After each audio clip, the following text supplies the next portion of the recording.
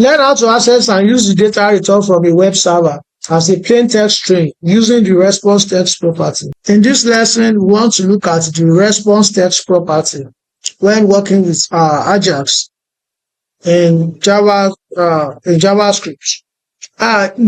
When the server answers your Ajax request, it packages up the requested data and ship it back to your browser.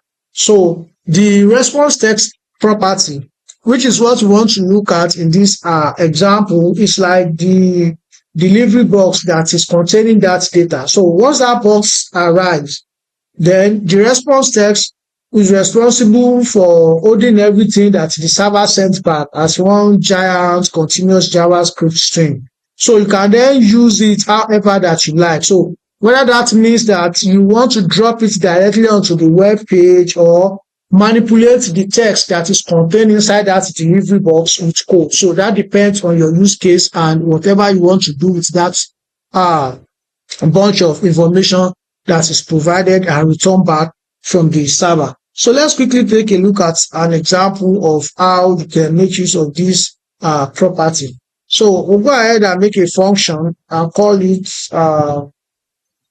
let's say, response text. And inside this function, we make a variable and call it HTTP new XML request object. And once we have this, then we can do our variable name and the unload property, and then pass a function to it. And inside this function, there's going to be a method dot get element by ID, get element by ID, then dot inner HTML, this dot response text. So once we have this, then it's time for us to pass in our open method and then set our HTTP method or verb inside it, as well as the direction or the server or the file where we want to make a request to, txt in our case, since I have that file here. And it's time to now send the request. Send. So now we already have our code and our function ready. So let's go ahead and make a button.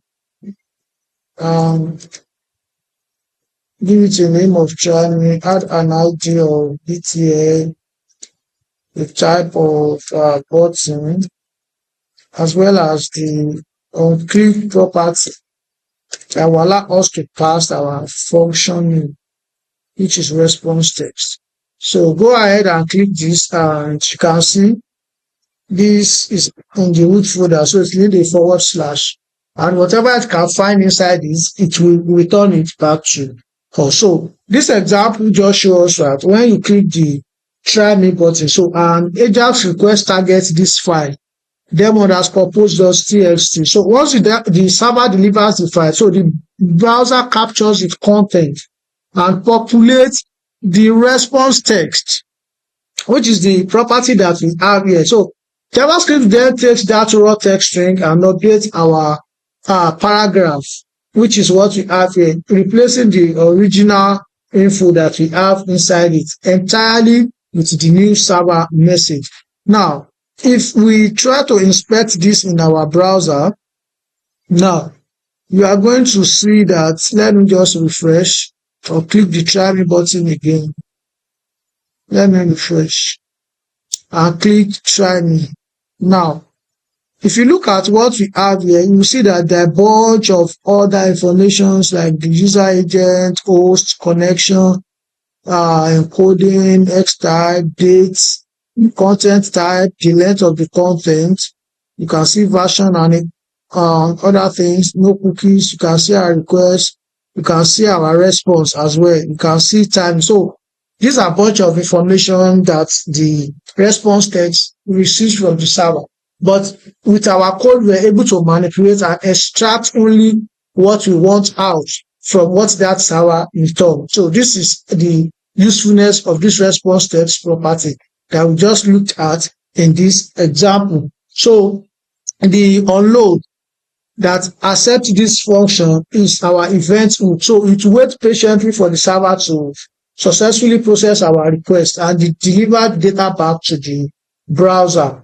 And once that has been done, the this.response text, where the this refers directly to the HTML request here, the response text property extracts that server or response payload specifically as a standard JavaScript string. And once it does that, it passes it over to this method here in order to write to the screen and inject that HTML element with its ID, thereby updating the user interface instantly.